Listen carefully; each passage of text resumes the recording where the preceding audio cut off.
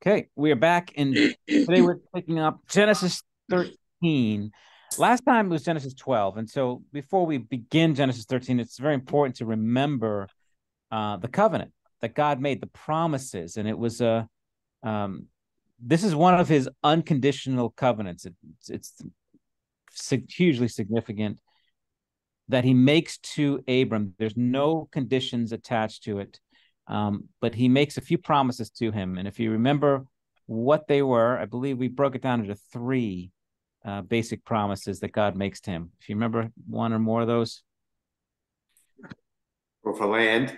Yep, he promises the land. So, as we follow the narrative of Abram, we're noticing his journeys within this particular land, that the promises are given to him attached to the land of Canaan. And if we pull up here in the map, you can see roughly where that is. Mm.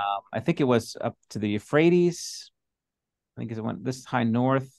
And then it was was it down here in Egypt? I can't remember where it was exactly. I think it was down this part of here somewhere. But so Abram begins his journey in Ur. He heads up to Haran, and that's where his leaves family behind. And then he, Lot, and Sarah head into the promised land. This is the land he's been given to him. No connections there. He's a stranger, no property that can be owned. But everything is regarding this particular plot of land that he's given. What was the other things he was promised? So the land. Great nation. Yeah, your great nation, descendants. He'll become a great nation with many descendants. Yeah. And the whole world will be blessed through you. Yes, and the blessing that will come to the whole world through him. Those who curse him will be cursed. Those who bless him will be blessed. And everyone will be blessed through Abraham. The whole world, all the nations will be blessed through him. I got a quick question for you, which I got an answer a long time ago, and I don't even remember the answer, to be honest with you. But God promised him land. It went up to the Euphrates, as you just said. Mm-hmm. But we know that Israel, that area now is in Iraq. Yeah. And Israel doesn't own that area.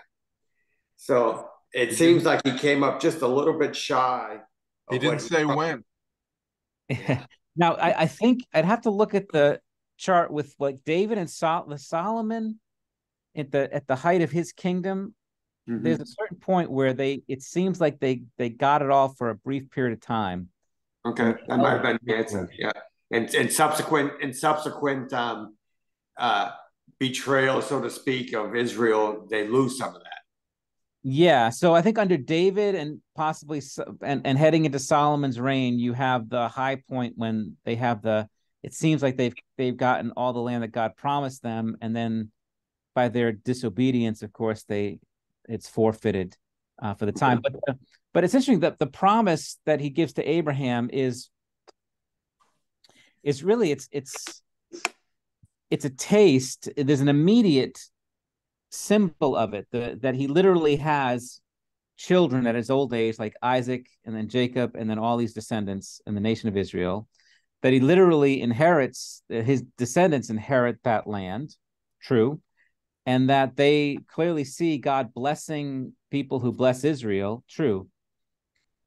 But the ultimate fulfillment of the promise of Abraham is so much bigger. It's the reality. This is just a shadow, like the tabernacle was a shadow of the true home of God. These promises are just a shadow of the true promises, because when we talk about the land, what is the inheritance of the church, of the believers? Well, it's the earth. We shall inherit the earth. It's all things, the new heavens and the new earth. So this promised land is just a symbol of the full promised land, the new heavens and new earth. His descendants, he's promised to be a great nation. Well, we are his children now, even though we don't share his blood. By faith, we are children of Abraham. And so all who are believing from all nations. And the blessings are not just temporal blessings that you're going to go well and your crops are going to produce, but they're eternal. Every spiritual blessing is ours, and the eternal blessings of eternal life are ours. So you see, it's a it really is. It's a symbol. These are earthly symbols to help us understand, just like the lambs that are slaughtered in the temple that take away the sins of the world. Well, they don't take away the sins of the world. They just symbolically shed their blood as a substitute for the people, and they point us to the true Lamb of God who takes away our sins. So there's a symbol, and then there's the substance that points to. And what we're seeing in these promises to Abram are a symbol. They're real promises to show God's faithfulness, but they're a symbol of the ultimate promises for his people. So those are the three. So as we go through the stories, we have those promises always in the back of our heads. And the last time, if you remember, as soon as he gives the promises, it's like he takes them all away to test his faith. If you remember, so he promised to bless him, and he sends a famine, which is a curse. He promises him the land of Canaan, and that famine, which is a curse, drives him out of the land. So he's no longer in the land. And he promises descendants, and he has Pharaoh take his wife. It's like everything that he sees in the moment is taken from him, and then he brings it all back with even greater than the beginning. And we see God's faithful. He will he makes it look like he's not going to come through, and he does. To see, do we believe his word? And Abram believes. God, for all his frailties, the man believes, and commended for that. So let's pick it up in Genesis 13. Now we have another test coming for him. It's just one test after another. Here's another one, and this is actually might be a little more painful than the other one. So let's take a look at this next test. Genesis 13. We'll start with verses 1 to 7. And we'll start with Bob Thomas. Would you get that for us? Let me pull it down again. I'm sorry. Sure. I can get it. Here we go. All right.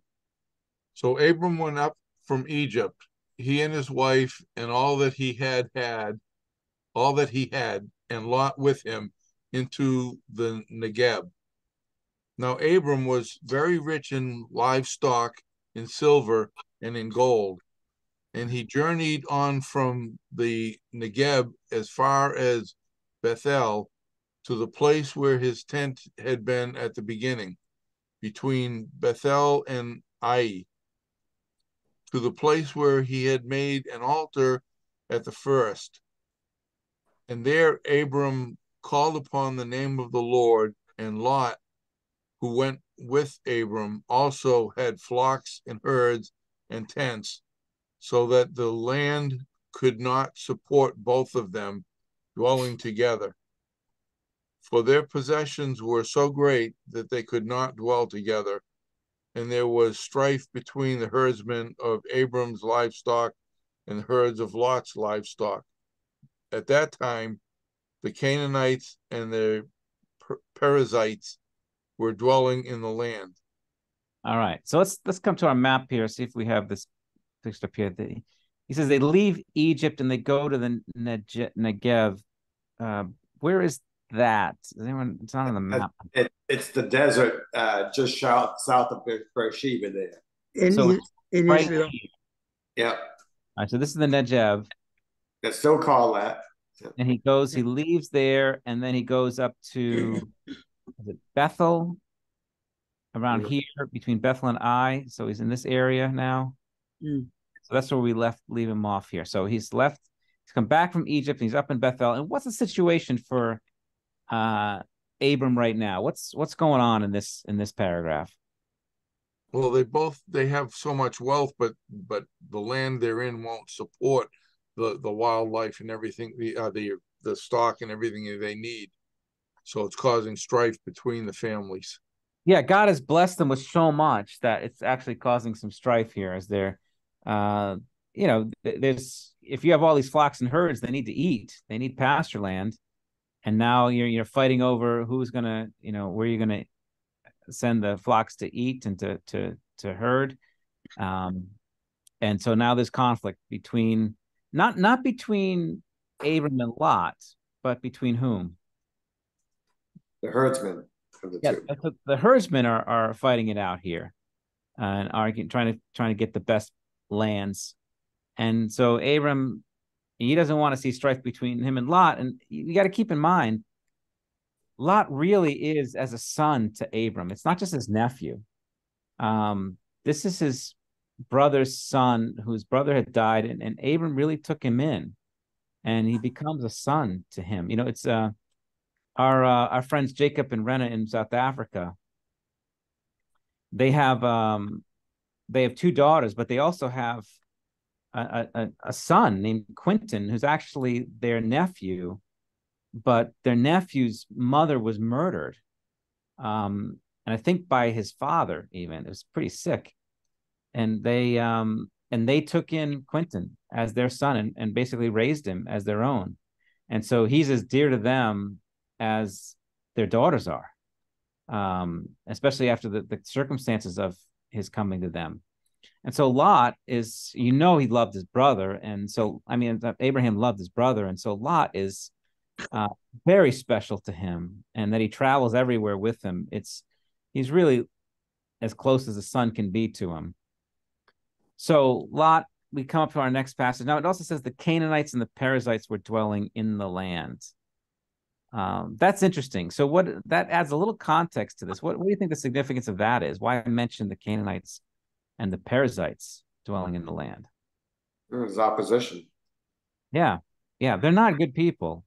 And they're living among them. So this isn't just, there's enemies surrounding them here. So having strife is not a good thing in times when there's danger around. And so it's a little reminder of that. They're not just alone out there. There are people dwelling around them. So let's take a look here. Let's pick it up there. Elizabeth, would you get the next paragraph, 8:13? That Abram said to Lot, "Let there be no strife between you and me, and between your herdsmen and my herdsmen, for we are kinsmen. Is not the whole land before you? Separate yourself from me. If you take the left hand, then I will go to the right. If you take the right hand, then I will go to the left." And Lot lifted up his eyes and saw that the Jordan Valley was well watered everywhere, like the garden of the Lord, like the land of Egypt, in the direction of Zoar. This was before the Lord destroyed Sodom and Gomorrah. So Lot chose for himself all the Jordan Valley, and Lot journeyed east. Thus they separated from each other. Abram settled in the land of Canaan, while Lot settled among the cities of the valley and moved his tent as far as Sodom. Now the men of Sodom were wicked, great sinners against the Lord. Okay.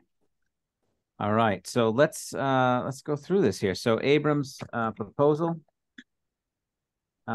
is what? Let's split our herds and move in other areas so that we're not in strife with each other. Yeah. So let there be no strife.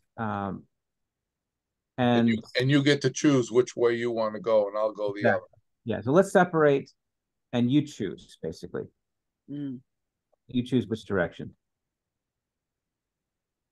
So it's a very generous offer. He's giving his nephew here first choice of the land before them. And this is really there's some little details in this that are interesting. So Lot, let's talk about what's happening with Lot here. So Lot's decision here, how does this work? What does it say about him beginning in verse 10? What does Lot do? Goes east. Yeah, that's a little hint for us, isn't it? Huh? It can't be good. Nothing good happens when you go east, right? So first thing, what's moving? Notice how it's described here in verse 10. It looks like he's choosing what's best. Yeah, so Lot, absolutely. Lot lifts up his eyes and saw the Jordan Valley. The Jordan Valley. And the Jordan Valley is compared to what? Eden. Like the Garden of Eden. Yeah. Yeah. like the land of Egypt, which is very prosperous. So immediately there he sees the prosperity, and there's a little bit of a hint bringing us back to the garden. When was the last time we were in the garden and we had someone sort of lift up their eyes and see something desirous? It's like this just rings a bell to us here, doesn't it? Just kind of They should have gone the other way. something. A swell looking apple tree. Something's looking good here. And so he chooses for himself. This is before Sodom and Gomorrah destroyed. So Lot chooses the Jordan Valley. And he journeys east. And of course, what's the significance of journeying east? Who else journeys east? We've seen this a number of times already. Anyone leaving God. Yeah, right.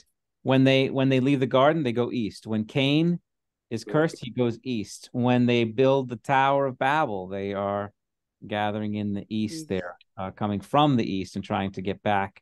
But this is the direction away from the Lord.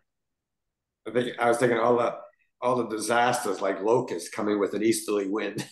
Yeah, yeah. And you know, it's interesting when the gospel in the book of Acts, when Paul goes on his ministry, his missionary journeys, he's heading west. He heads west in those directions. It seems that's the way the wind is blowing with this. And if you follow the history of the way the gospel moves, it moves around the world, but it starts in the east and it moves west, and then it comes around again. Even so, the Far East places are coming around from the western side. So like even Japan and China and these places that are coming later on, it's as if the gospel kind of goes around the world to get to them. It doesn't go in that eastern direction for some reason. I guess it's kind of like sort of following the direction of the sun, seems to be the case, rising in the east, setting in the west, and so forth. But all right, so they separate from each other, and so Abram, it says basically now, settles where? The land of Canaan. Settles in the land of Canaan. Now this is really interesting because Canaan is the land that God promised Abram. I mean, it's quite possible that Lot could have chosen Canaan, and Abram would have gone in the direction of Sodom and Gomorrah. But it's God sovereignly working here and letting Lot's eyes lead him in the direction away from the part that was for Abram. And so there's this separation. It's an important separation because the promise is going to go through Abram, and it's not going to go through Lot. It's going to go through Abram and ultimately through Isaac. And so in one sense, Lot has to kind of get out of the picture here, have the separation between them.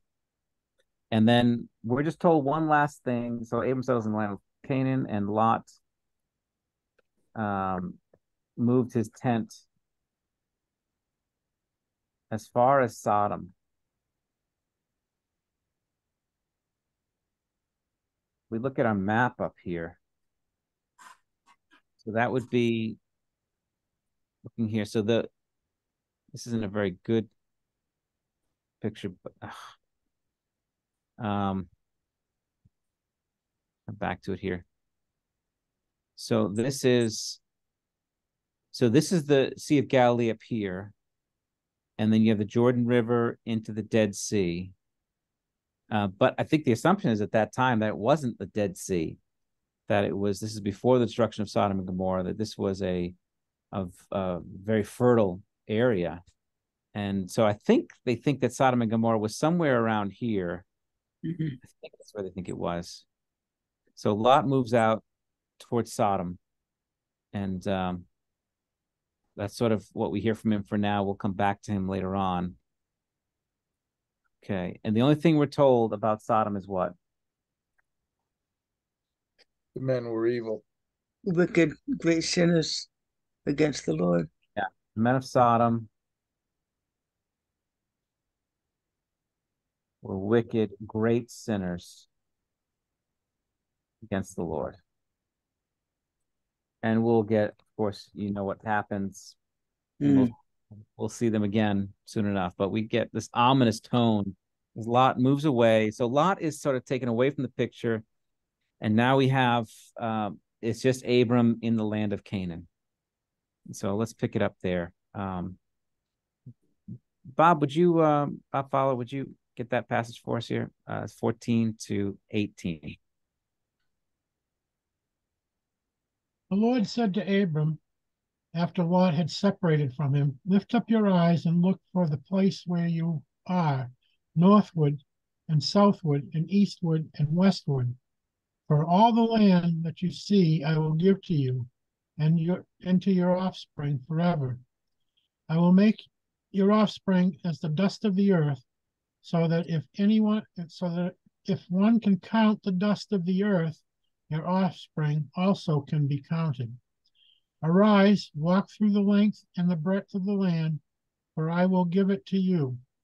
So Abram moved his tent and came to settle by the oaks of Mamre, which are at Hebron, and there he built an altar to the Lord. All right. So let's take a look. So now the Lord intervenes. So the Lord speaks to Abram. Let's go through what he says to him. The Lord speaks again. And this is now after Lot has separated from him, who is now alone. And what does he tell him? You got a lot of land coming. Yep. Notice what he says first, though. It's really interesting. You have this word play where we've seen this before. What is the first words out of the Lord's mouth when he speaks to Abram? Lift up your eyes. Lift up your eyes. That's exactly what we read earlier, that Lot lifted up his eyes and saw the land that he wanted to go to and went there. Now the Lord says to Abram, you lift up your eyes and look from the place where you are. And he says, don't just look in one direction, look all over the place. And he reiterates his promise again, which is, what does he say? Verse 15. All the land you see, you'll give him. Yeah, all the land that you see, I will give you to you and to your offspring, right? I think this is really important and for forever.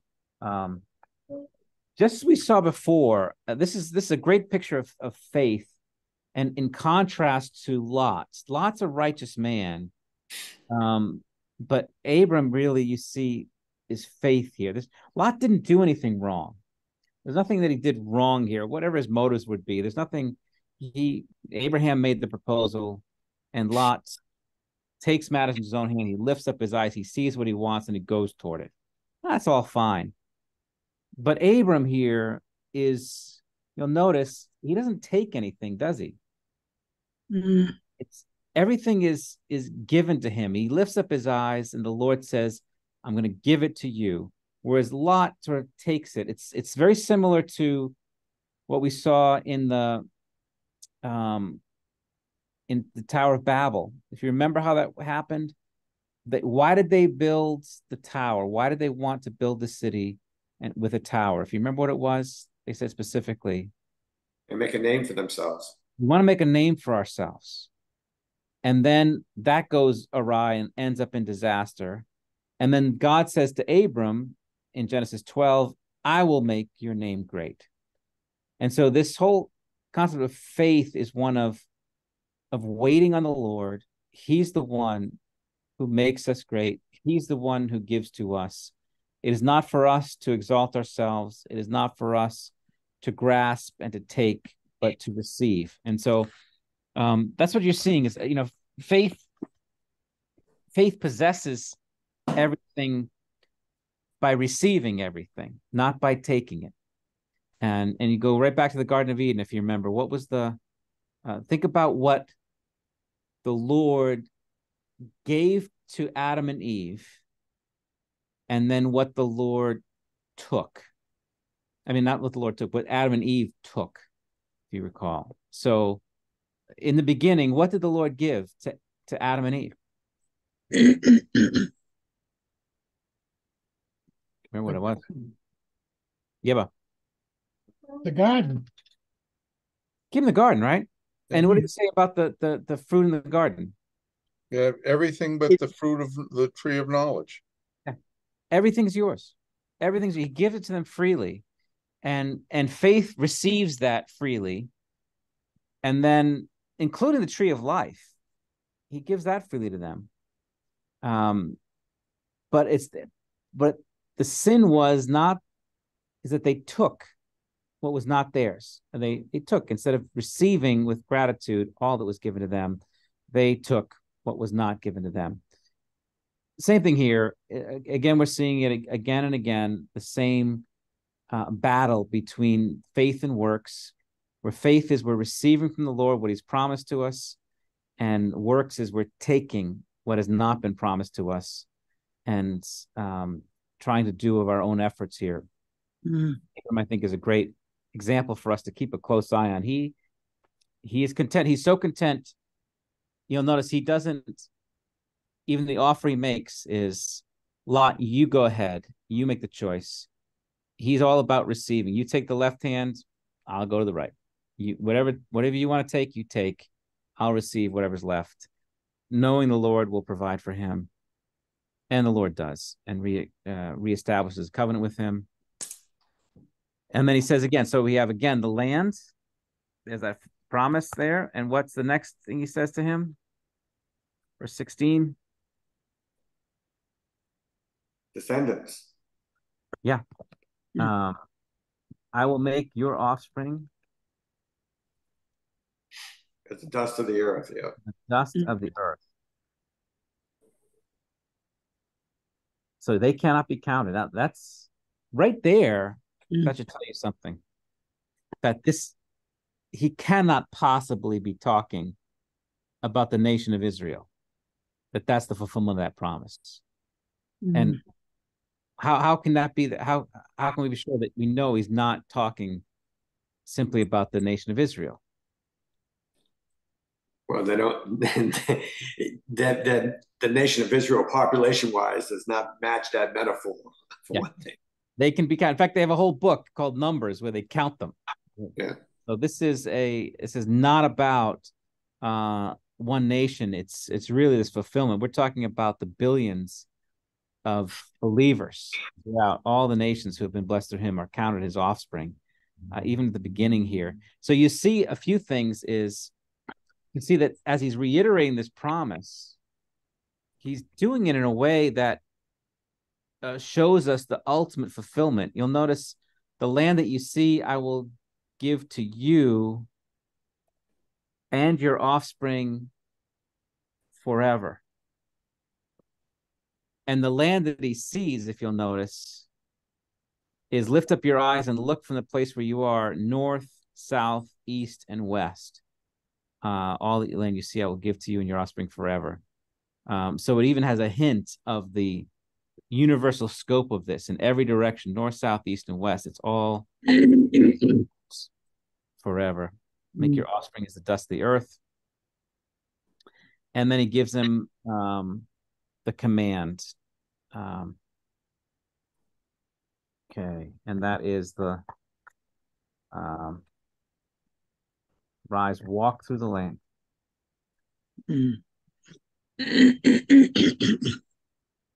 Again, I will give it to you. So again, reiterating the promises he's given. This is the second time now he reminds. Actually, it's the third time, isn't it already? Because he had the promise at the beginning in Genesis 12. And then he says it again when Abram moves to Bethel. And he says, to your offspring, I will give this land. And then he goes to Egypt and he comes back and he says it again to him now. This is all yours. All right. It amazes me that he will say that in the future, both to Isaac and Jacob. He'll keep repeating it, repeating that promise. I guess it's important. We got to keep hearing it again and again for them. But it will make sense of all the narratives. As you go through the narratives, we have those promises in our mind. This is not simply a story of a guy traveling around. It's a story of a man who's been given specific promises. And those promises throughout are going to be threatened and challenged. And the question is, will he believe each of those promises in every test? And here this was another test. This was another opportunity where, do you believe that the Lord will give you this land? And Abraham does not grasp at what he's been promised. He can hold it even lightly, knowing the Lord will secure it for him. So he can tell to Lot, you can go anywhere you want, take whatever you like. I'll take whatever's left. And Lot pitches his tent, and now the story ends with Abram. Notice it's the same phrase as we saw with Lot. What does it say about Abram in 18? He moves his tent. Yeah, he moved his tent and settled by the oaks of Mamre. Do you think the day that Pharaoh took off with Abram's wife, that briefly his faith was very weak? I mean, he must have said, "Well, there goes the promise that God made." He said, "I'd have a son with Sarah." Well, he didn't say it yet that he had a son with Sarah, but you're right. I mean, that is a test of it, and we don't know what he's thinking, do we? He doesn't really tell us where he's at with this. And so I think the real test of his faith comes at the end when he has to sacrifice Isaac. Right. But I think all along, these are mini tests where God is proving his faithfulness to him along the way, so that by the time, which is now, I think, almost 40 years later, we get to Isaac, Abraham knows the Lord is going to keep his promise. And we know that he knows, because Hebrews tells us that he reasoned to himself that God will raise him from the dead. It seems like God gives us an opportunity to flunk in faith sometimes. And then comes the big lesson for the day, where he just looks at us and says, "Do you have any further questions?" Yeah. He gives Abraham a chance to have a weakness in faith and at least consider the possibility that God's not going to fulfill his promise. And then doesn't last very long. Yeah. And he sees this plague come on Pharaoh, and God just shouts, "Did you have any other questions?" Yeah. It really is a journey. Faith is something that it's developed, it matures, it grows, it's strengthened as you see God fulfill these promises. And I think for our own lives, of how many times has God come through for us, where you were in a difficult situation, a bind, and and struggling with something, and you prayed, and you're anxious, and you doubted, and you begin to question, has God abandoned me? And then the Lord comes through, and he delivers you, and you remember, like, wow, he brought us this far. Grace has brought us safe this far, right? And grace will lead us home. And each time he brings us through, we have a little more confidence that he's going to be faithful. And it's encouraging. I mean, it's like, Abraham definitely has faith. But he doesn't have nearly the kind of faith he will have in 40 years. That's for sure. But because this part too, with the first part, these were all things beyond Abram's control. He doesn't have, I think the one act of faith in that Genesis 12 story is that he goes to Egypt and doesn't go back to Haran. So he knows that much. But everything that it sort of just happens to him, and then the Lord brings it all back. So it's like, he didn't have to make any decisions. It was sort of made for him in this one. But I almost sense, I don't want to attach human emotions to God too much, but it almost seems like any father who would take great joy in seeing his child learn something big. And so God knows Abram's mind when he sees this problem happen to Pharaoh and he gets Sarah back. And and his faith gets built up again. And it's almost like, like you did with Daniel, when Daniel learned a big lesson, that it gives you a warm spot in the ticker. Yeah, yeah, absolutely. Absolutely. Oh, I think so. Yeah, I have just, it's not so much a question as a comment. I'm looking at the two passages, one where Sodom, where Lot is moving his tent as far as Sodom. And usually the first thing a community did once they settled anywhere was to build an altar to the Lord. Mhm. And it talks about Abram building an altar to the Lord. It doesn't say anything about Sodom building an altar. I wonder Yeah. if there was, like, there seems to be some distance here between Sodom's relationship with the Lord and Abram's. Do you follow what my thought? Yeah. Well, are you talking about Lot? Lot Lot, didn't. excuse me. Yeah, Lot did not build an altar to the Lord, Yeah, but there's no mention of that. That's an interesting observation. And we are told by Peter that Lot is considered a righteous man. right, and that was proven in Sodom and Gomorrah. That whole Yeah, saga. the way that he receives the angels and so forth. But really, you're right. I think that Abram. What I find interesting is they both they move their tents, reminding us that they're living in tents. They don't have They're land. nomads. They're living for all their wealth. They still are living in tents. They don't Right. possess anything. And so he moves his tent, and Abram moves his tent, and Abram, as he always does, he builds an altar to the Lord. He comes back. So when we come back to our map here, it was in Bethel and Hebron, I think, when he first came down, and he built an altar to the Lord, this area here. Comes back and he builds another altar to the Lord here at Hebron, at the Oaks of Mamre.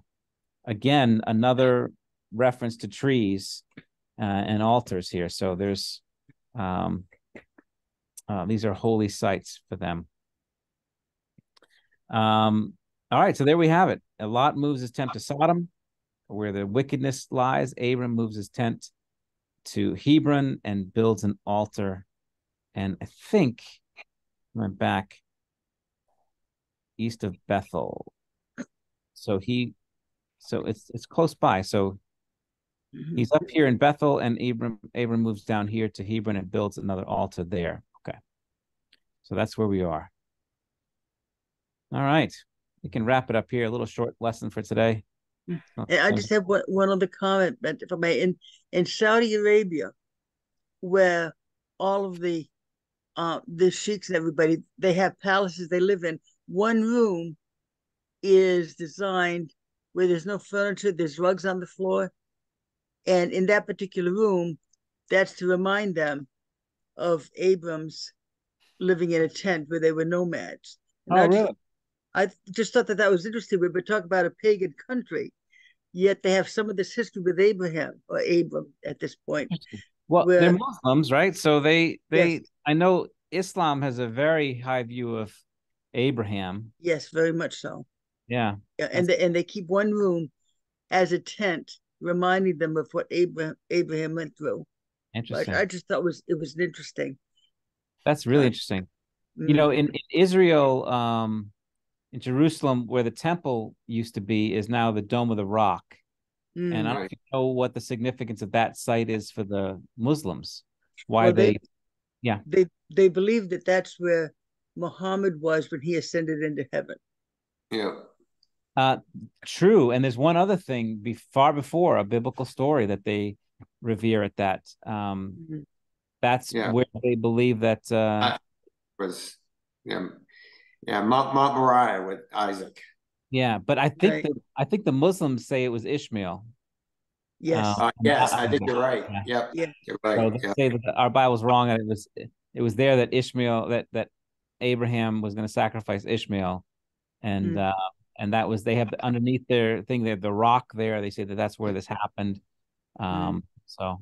Well, even before then, they recognize, as we do, that Ishmael was born first, and so he should have had double inheritance in their mind. Yeah. It's really interesting. But does that even say in Scripture, when Ishmael was born, the Lord said, "He will have many people, but they will cause strife," because that's where the Muslim lineage comes from. Yeah, a lot. The Senate there. Yeah, true. So, All right. Well, let's break it here. It's a little short one, so we can get back on. Let me pause it here. Okay.